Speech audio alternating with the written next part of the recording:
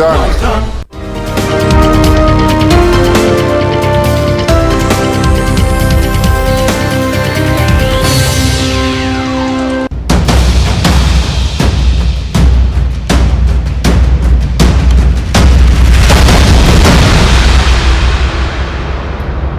नमस्कार, जोहार। झारखंड के इस बुलेटिन में आपका बहुत स्वागत है। मैं हूं आपके साथ विभा उपाध्याय और इस वक्त बुलेटिन की शुरुआत बड़ी खबर के साथ। खबर सिमडेगा से आ रही है, जहां पर न्यूज 18 की खबर का बड़ा असर हुआ है। दरअसल हॉकी सेंटर में खेल रहे खिलाड़ियों को पैसे नहीं मिल रहे थे और इस खबर को न्यूज 18 ने प्रमुखता से दिखाया, जिसके बाद अब खेल प्राधिकार और सरकार ने बच्चों के खाते में पैसे भेज दिए हैं, जिससे खिलाड़ी अब खुश हैं और न्यूज 18 को धन्यवाद दे रहे हैं। वहीं एसएस बालिका हॉकी सेंटर की कोच प्रतिमा बारवा ने भी न्यूज 18 को इस बाबत धन्यवाद दिया और कहा कि अब खिलाड़ियों को समय पर पौष्टिक आहार मिल पाएगा। इनके द्वारा न्यूज चलाया गया और अभी हम लोग को विभाग के द्वारा पैसा मिल रहा है। न्यूज 18 के द्वारा अखबार चलाया गया, जिसके कारण हम लोगों को जो पैसा विभाग नहीं दे रहा था, उससे हम लोग को पैसा मिला और हम लोग को अच्छा पोस्टिंग भी मिल रहा है और हम लोग अच्छा से खेलेंगे। और न्यूज 18 को बहुत बहुत धन्यवाद देते हैं, उसका बहुत बहुत आभारी हैं कि हम लोग का खाता में पैसा आया। इससे पौष्टिक आहार हम लोग को मिलेंगे और अच्छा खेलेंगे, इसलिए न्यूज 18 को बहुत बहुत धन्यवाद। 2020 के 11 महीना का पैसा बच्चों का खाता में आ गया है। सभी बच्चे बहुत खुश हैं, क्योंकि उन लोग घर में किसी तरह खा रहे थे। आप अच्छा डाइट खा सकते हैं, अच्छा किट खरीद सकते हैं। बहुत खुश हैं बच्चे और इसके लिए न्यूज 18 को बहुत बहुत धन्यवाद, क्योंकि इस न्यूज को बड़ी प्रमुखता से लिए और ये चला। उसके बाद सरकार ने पहल और सहयोगी इस वक्त श्रीराम हमारे साथ सिमडेगा से जुड़ गए हैं ज्यादा जानकारी के साथ। श्रीराम, न्यूज 18 पर खबर चलने के बाद ये कार्रवाई और ये तमाम संज्ञान लिए गए हैं, जिस बाबत ये कार्य पहले होना चाहिए था, लेकिन खबर चलने का असर है ये। जी देखिए, जिस दिन खबर चली थी उसी दिन मुख्यमंत्री झारखंड के हेमंत सोरेन ने ट्वीट पर संज्ञान लिया था और अधिकारियों को कहा था कि जल्द से जल्द पैसे दिए जाएं। उसके बाद सभी बच्चों का अकाउंट लिया गया और IFSC कोड लिया गया। उसके बाद कल देर रात पैसे ट्रांसफर हुए हैं, जिससे बच्चे खुश हैं। न्यूज 18 का धन्यवाद कर रहे हैं, कोच भी धन्यवाद कर रहे हैं। कोच का कहना है कि समय से अगर पैसा मिलता तो मामला आता नहीं, बदनामी न होती सरकार की। इसीलिए आगे से ध्यान रखें अधिकारी कि पैसे बच्चों का समय से मिले, ताकि खेल में प्रभाव ना पड़े, पौष्टिक आहार उन्हें मिलता रहे। क्योंकि शरीर सुदृष्ट नहीं रहेगा तो खेल कैसे खेल सकेंगे खिलाड़ी। बिल्कुल, बहुत बहुत शुक्रिया श्रीराम इस जानकारी के लिए। तो देखिए, सिमडेगा से बड़ी खबर, जहां पर न्यूज 18 की खबर का असर हुआ, जिसके बाद इन खिलाड़ियों के खाते में पैसे भेजे गए हैं। अब इनके अकाउंट में ये पैसे जा चुके हैं, जिस पर आभार जताते हुए ये खिलाड़ी न्यूज 18 का।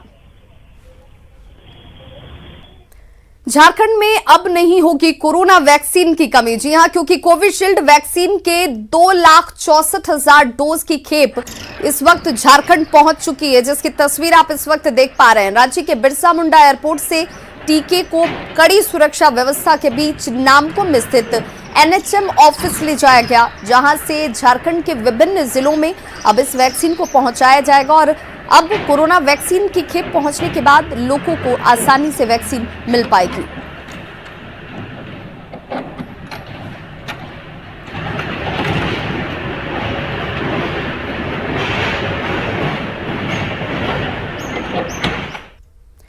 पलामू में डायन के आरोप में महिला की पिटाई कर दी गई और इस दौरान बीच बचाव करने आए परिजनों पर भी धारदार हथियार से हमला किया गया। घायल लोगों का इलाज इस वक्त जारी है, लेकिन पीड़ित परिजनों का यह आरोप है कि थाने में प्राथमिकी दर्ज कराने के बाद भी अब तक पुलिस की तरफ से कोई कार्रवाई नहीं हुई। गुमला में डायन के आरोप में एक बुजुर्ग की मारपीट का मामला भी सामने आया है। गांव के ही कुछ लोगों पर मारपीट करने का आरोप लगा है और डायन के आरोप में देखिए किस तरीके से दो जगहों पर पलामू और गुमला में किस तरीके से मारपीट की घटना को अंजाम दिया गया, इन्हें लहूलुहान किया गया और फिलहाल दोनों ही जगह पीड़ित जो है वो इलाजरत हैं। दुमका और गुमला में मारपीट की घटना सामने आई है।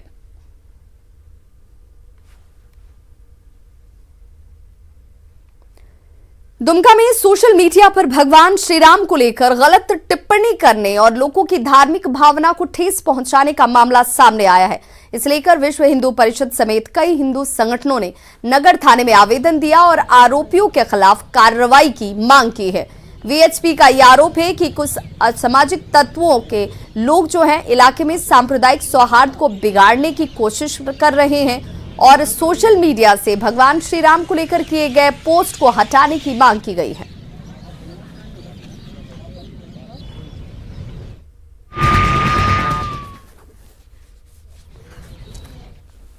संप्रदाय के लोगों ने फेसबुक के द्वारा हमारे धार्मिक भावनाओं को ठेस पहुंचाने के लिए और सांप्रदायिक सौहार्द को बिगाड़ने के लिए फेसबुक के माध्यम से गलत पोस्ट किया गया है, जो कि सरासर गलत है। इसके विरुद्ध हम लोग जो है ज्ञापन देने के लिए आए हुए हैं और फेसबुक से डिलीट किया जाए और इस मामले को गंभीरता से लेते हुए विचार किया जाए। हजारीबाग में किरेडारी में कथित गोकशी और धर्मांतरण के बाद बटुका गांव में सन्नाटा पसरा है। कई घरों पर ताला भी लटका हुआ है और गांव के लोग किसी भी बाहरी शख्स से बातचीत को बिल्कुल तैयार नहीं है, खासकर वैसे परिवार जिन्हें गांव के लोग संदेह की नजर से देख रहे हैं। धर्मांतरण को लेकर गांव के लोगों के पास कई तरह के सवाल हैं। ग्रामीणों ने गांव में प्रलोभन देकर धर्मांतरण का आरोप लगाया। वहीं गांव में गोकशी की बात भी कही गई। ग्रामीणों का यह कहना है कि गांव में गोकशी को लेकर 4 लोगों को पकड़ा गया था, जिनको पुलिस को सौंप दिया गया, लेकिन मुख्य आरोपी अब भी गांव में घूम रहा है। न्यूज 18 की टीम ने बटुका गांव में पड़ताल की, साथ ही वहां के ग्रामीणों से धर्मांतरण और गोकशी को लेकर सवाल किए। ग्रामीणों ने यह स्वीकार किया है कि गोकशी की घटनाएं सच हैं और धर्मांतरण की खबरों में भी सच्चाई है। बटुका गांव के लोगों से बातचीत की न्यूज 18 संवाददाता अविनाश कुमार ने। झारखंड में धर्मांतरण का मामला लगातार सामने आ रहा है। इस वक्त हम उसी बटुका गांव में हैं जो 2 दिन पहले गौकश को लेकर चर्चा में आया है। ये तमाम ऐसे ग्रामीण इस बात के गवाह हैं। इनका आरोप है कि लगातार इनके गांव में ईसाई धर्म मानने वालों की संख्या समय के साथ बढ़ती चली जा रही है। जो 14 अगस्त को जो घटना घटी उसके बारे में भी बात करेंगे, लेकिन इसमें से कोई भी ऐसा नहीं है जो इस बात को नहीं मानता है कि यहाँ इनके गांव में जो ईसाई धर्म मानने वाले लोग हैं उनकी संख्या साल दर साल बढ़ी है। क्या कोई ऐसा है इसमें से किसी को आपको लगता है कि हम गलत बोल रहे हैं? नहीं, सही बोल रहे हैं। पूरा बिल्कुल धर्मांतरण हो रहा है। ठीक है। बिना प्रलोभन का ईसाई धर्म यहाँ फल फूल रहा है। बिना प्रलोभन का तो ये पॉसिबल है नहीं। किसी न किसी तरह से कोई ना कोई प्रलोभन है। हाँ, हम लोग का जानकारी में ये नहीं है। जैसे क्या हो सकता है प्रलोभन? जैसे अब शिक्षा को बेहतर करने के लिए यहाँ बिल्डिंग बनाया गया है। बिल्डिंग बनाया तो यहाँ का जितना भी निवासी है अच्छा शिक्षा के लिए इसमें आएगा। तो इसमें आने का मतलब है कि ईसाई धर्म में जितने तरह के नए कानून लगाए जाते हैं या उसका जो नियम है उसको गैर हिंदू वाले तो मान रहे हैं, लेकिन जो हिंदू है उसको जबरदस्ती मानना पड़ेगा, चूंकि आप उसके स्कूल में पढ़ रहे हैं। इस तरह से ये प्रलोभन है। हाँ, ये उससे तो बच्चा लोग बढ़ चलिए अब बात कर लेते हैं 14 तारीख की रात की। 14 को क्या हुआ था, आप लोग ने क्या देखा और आपको कैसे पता चला? उस वक्त आप क्या कर रहे थे? बोलिए ना। 14 तारीख को है सो 8 बजे लगभग है सो कुछ लड़का सबको कुछ आभास हुआ, तो वो सब ग्रुप में है सो मैसेज किया। तो जो बजरंग दल वाले थे और जो विश्व हिंदू परिषद वाले थे, RSS वाले थे, जो ऑनलाइन थे बच्चे, वो सब है सो सब एक्टिव हो गया। अब बात विचार करते करते जानकारी मिल रहा तो कि जगह बताया गया, तो जगह बताने के बाद वो सब है सो जगह पे सब आया। अब यहाँ पे जगह पे आया तो देखा कि वहाँ मांस का ढेर है, ब्लड निकला हुआ है। तो सब वहाँ थोड़ा खलबली मचा वैसा कि ऐसा तो पहले कभी देखा नहीं था। अब जब भीड़ धीरे धीरे बढ़ते गया, अभी सब भागना शुरू कर दिया। अंधेरा था, अब भाग निकला। 4-5 को पकड़ाया, उसको पुलिस को है सौंप दिया। पर यह हुआ कि एक आदमी जिसको है बार बार मुख्य आरोपी बताया जा रहा है, वो आराम से घर में आ गए। अब किस कारण से आए हम लोग को पता नहीं है। मुख्य फिलिस्टोपो, जिसको मुख्य आरोपी सबको बता रहा है, जिसको मास्टरमाइंड कहा जा रहा है, ये तो वापस आ गए। हम लोग ये भी कल देखे भी, तो हम लोग देखे तो क्या कर सकते हैं। चलिए, ये बटुका गांव के लोग का कहना है कि जो आरोप लगे हैं और जो मुख्य आरोपी है वो कहीं ना कहीं पुलिस के गिरफ्त से बाहर है, पुलिस को उसके साथ उसके जांच पड़ताल करनी चाहिए कि इस पूरे घटनाक्रम में और कौन कौन से लोग हैं और ये कैसे ये सारी चीज़ें आगे बढ़ रही हैं, चाहे वो गौकश की बात करें या फिर हम धर्मांतरण की बात करें, ये कैसे रुके और गांव के अंदर, ग्रामीणों के अंदर जो आक्रोश है ये कैसे थमेगा, इसको लेकर प्रशासन की तरफ से अब तक जो पहल होनी चाहिए थी वो नहीं हो पा रही है। कैमरा पर्सन अमित के साथ अविनाश कुमार, न्यूज़ 18 हजारीबाग। बोकारो में न्यूज 18 की खबर का बड़ा असर हुआ है। दरअसल रॉयल गार्डन जैना मोड़ में स्वतंत्रता दिवस के जिस दिन जमकर मारपीट की खबर न्यूज 18 पर प्रमुखता से दिखाई गई, उसके बाद प्रशासन और वन विभाग की नींद खुली और रॉयल गार्डन के मालिक पर जारीडीह थाने में आपदा के नियमों का उल्लंघन करने का मामला दर्ज कराया गया। वहीं फिलहाल गार्डन में लोगों के प्रवेश को पूरी तरह से रोक दिया गया है। 15 अगस्त को कोविड-19 गाइडलाइंस का उल्लंघन करते हुए रॉयल गार्डन को खोल दिया गया था, जिस दौरान वहां पर जमकर मारपीट हुई और मारपीट का वीडियो सोशल मीडिया पर वायरल हो रहा है।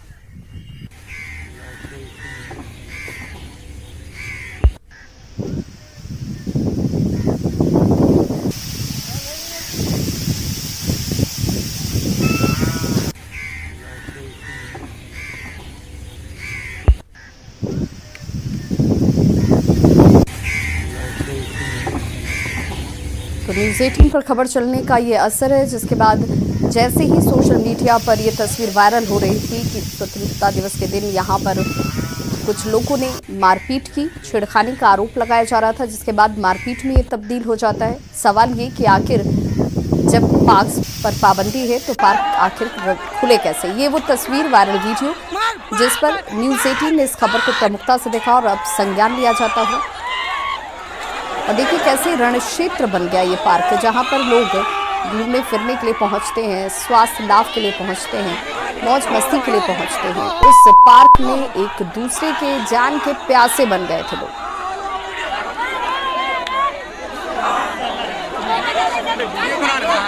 सही कर रहे हैं। और दो तस्वीरें आपके सामने हैं। पहली तस्वीर उस वायरल वीडियो की जब लोग आपस में एक दूसरे पर हाथ आजमाते नजर आ रहे थे। वहीं दूसरी तस्वीर न्यूज 18 पर खबर चलने के बाद असर की, जब अधिकारी यहां पर पहुंचे हैं और हालात का मुआयना किया जाता हुआ।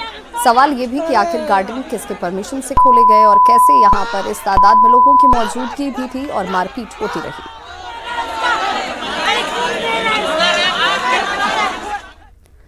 गिरिडीह में क्रशर से लोगों की परेशानी इस वक्त बढ़ गई है। डस्ट की वजह से देखिए तालाब में मछलियां मर रही हैं, फसल बर्बाद हो रहे हैं और ऐसे में अब वे कोर्ट का दरवाजा खटखटाने की तैयारी में हैं।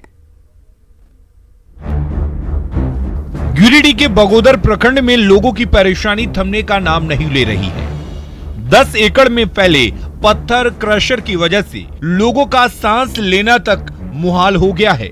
धूल कण की मोटी परत जम चुकी है, जिसका भुगतान वहां रह रहे स्थानीय लोगों को करना पड़ रहा है। इस वक्त हम मौजूद हैं गिरिडीह जिले के अंतर्गत आने वाले बगोदर प्रखंड के बेको में, जहां पर एक क्रशर मशीन लगाया गया है और ये जो क्षेत्रफल है जिसमें फैला है ये मशीन वो लगभग 10 एकड़ की ज़मीन है। लेकिन जिसके वजह से इस क्रशर मशीन की वजह से यहाँ के जनजीवन अस्त व्यस्त है। आपको पहले विजुअल में दिखा देते हैं कि किस तरह से यहाँ पे जो पत्थर है, पत्थर का मतलब तोड़ा जा रहा है, क्रश किया जा रहा है। और बगल में यहाँ पे देख सकते हैं ये डस्ट का अंबार लगा हुआ है। जो पत्थर का चूर्ण है, जब पत्थर को क्रश किया जाता है, गिट्टी बनाया जाता है या बोल्डर बनाया जाता है, उसके बाद से इस तरह के डस्ट बन जाते हैं। एक वकील होने के नाते लोगों ने मुझसे लीगल राय ली, तो मैंने उनको सजेस्ट किया कि हम माननीय झारखंड उच्च न्यायालय में हम रिट फाइल करेंगे और सरकार को जवाब मांगेंगे कि इतने बड़ी एरिया में 65 एकड़ ज़मीन में और हजारों किसान की ज़मीन जो जा रही है, बर्बाद हो रही है, इसके लिए जिम्मेवार कौन है। इतना ही नहीं बल्कि पत्थर का डस्ट गांव के तालाब तक पहुंच चुका है। पशुपालन पर निर्भर लोगों को दोहरी मार का सामना करना पड़ रहा है। कहीं खेत बंजर पड़ गई है तो कहीं तालाबों में मछली मरने लगी है। हमारा तालाब में अगले साल हमने 50,000 का बीज डाला था, लेकिन मेरा एक भी मछली जिंदा नहीं निकला और ये कलेक्टर की वजह से मेरा तालाब भर रहा है और यहाँ हजारों एकड़ जमीन गरीबों का मतलब बंजर हो गया है, जो भूख की कगार में लोग आ गए हैं। और इसका प्रदूषण इतना तेज फैलता है, इतना तेज फैल रहा है कि हमारे ज़मीन में कम से कम 2 इंच से 3 इंच डस्ट बैठ गया है। क्रशर मालिकों के खिलाफ स्थानीय लोगों ने शिकायत भी की, फिर भी कोई बदलाव नहीं देखा गया। ऐसे में लाचार होकर ग्रामीणों ने अदालत से गुहार लगाई है। एजाज अहमद, न्यूज़ 18, गिरिडीह। कोडरमा में अन्नपूर्णा देवी की जन आशीर्वाद यात्रा की शुरुआत हो चुकी है और जन आशीर्वाद यात्रा कई जिलों से होकर गुजरेगी। अन्नपूर्णा देवी ने केंद्रीय मंत्रिमंडल में शामिल करने के लिए प्रधानमंत्री नरेंद्र मोदी का आभार जताया। कोडरमा में अन्नपूर्णा देवी के जन आशीर्वाद यात्रा की शुरुआत हुई। इस दौरान कई जगहों पर अन्नपूर्णा देवी का स्वागत किया गया। वहीं झुमरी तलैया के झंडा चौक के पास उन्होंने जनता को संबोधित भी किया और केंद्र सरकार की उपलब्धियां गिनाई। साथ ही केंद्रीय मंत्रिमंडल में जगह देने के लिए प्रधानमंत्री नरेंद्र मोदी का आभार जताया। कोडरमा क्षेत्र की जनता की ओर से सबसे पहले आदरणीय प्रधानमंत्री जी के प्रति आभार व्यक्त करते हैं कि उन्होंने ये सम्मान दिया पहली बार कोडरमा में, और आने वाले समय में आप सभी के सहयोग से, कोडरमा के जो बुद्धिजीवी लोग हैं उनके सहयोग से ये प्रयास होगा। शिक्षा के क्षेत्र में जो सुझाव आपका आएगा उस पर काम करने का प्रयास करेंगे। केंद्रीय मंत्री बनने के बाद अन्नपूर्णा देवी पहली बार अपने संसदीय क्षेत्र की जनता के बीच पहुंची हैं और जन आशीर्वाद यात्रा के जरिए लोगों से मुलाकात कर रही हैं। अन्नपूर्णा देवी ने मॉनसून सत्र में हंगामे के लिए विपक्ष पर निशाना भी साधा। ये मॉनसून सत्र जो बहुत महत्वपूर्ण था, विपक्ष ने इसका बिल्कुल सहयोग विपक्ष का नहीं रहा और वो अमर्यादित आचरण, अमर्यादित व्यवहार उनके द्वारा हुआ। लेकिन इसके बावजूद ये कुशल नेतृत्व का ये परिचायक है। आदरणीय प्रधानमंत्री जी के नेतृत्व में 20 महत्वपूर्ण बिल इस सेशन में पास हुए, इस सत्र में पास हुए। अन्नपूर्णा देवी की जन आशीर्वाद यात्रा कोडरमा के बाद हजारीबाग, रांची और बोकारो जाएगी। वहीं फिर बोकारो, धनबाद और गिरिडीह होते हुए वापस कोडरमा लौटेगी। रितेश लोहानी, न्यूज़ 18, कोडरमा। गिरिडीह के धोतो गांव में ग्रामीणों ने 7 किलो का उल्लू पकड़ा है। उल्लू देखने में इतना खतरनाक और विशाल है कि कुछ पल के लिए लोग भी इसे पकड़ने से डरते और सहमते नजर आए। देखिए, ये वही उल्लू जिसे लोगों ने पकड़ा है और अब ये कौतूहल का विषय बन गया है इस क्षेत्र के लोगों में। ग्रामीणों ने बताया कि दिन में उल्लू को पकड़ना आसान होता है क्योंकि दिन में इसे दिखाई नहीं देता और भागने में ये असमर्थ रहता है। इस उल्लू को देखने के लिए आसपास के कई गांवों से लोग यहां पहुंच रहे हैं।